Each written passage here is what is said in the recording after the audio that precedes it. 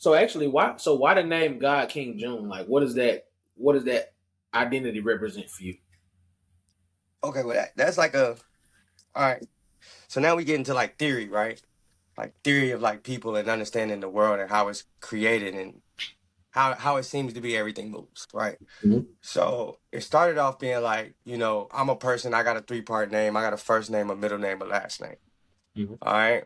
And then I'm like, okay, boom, I got a mother, a father, and then that's me. That's another three-part connection. Right. And then I'm like, damn, the sun, the moon, the earth. It's another three-part connection. Um, and then I just went around drawing these three-part connections and understanding like these is what make up who you are. So like when your parents give you your name, they are directing your life into a direction and giving you persona and traits that you might not even ask for, but this just gonna come with the name. Like, certain names gonna bring certain mantras, so to Right. speak, right? Because there's so much power in what we say and what we do as people.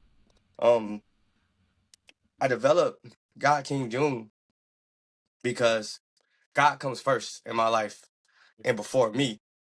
So I want to put him in the front of everything that I was doing. And the way I can big up God is to always be able to say his name. You know what I mean? So every time you say me, you say him.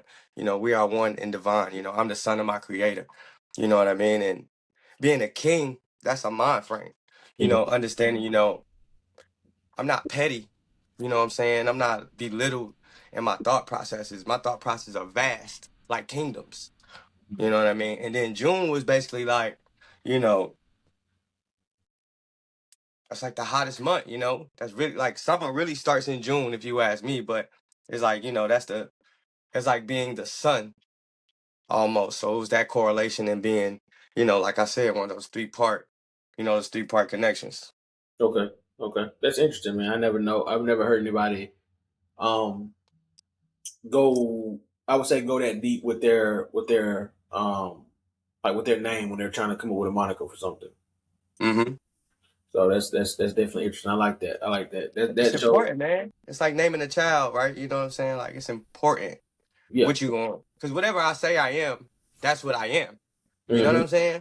Like Hmm. that's what God means I am. So whatever I say I am, I am. Right. Fact. So that like I'm on this world, I'm God to myself. Whatever I say I am, I am. I can bring that to fruition in reality. So I was very particular in what I wanted to put out into the universe. You know what I'm saying? As far as like what I would want someone to deem me as. Hmm. Right.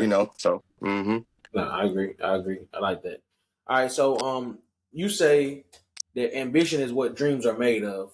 Where did that hmm philosophy come from for you?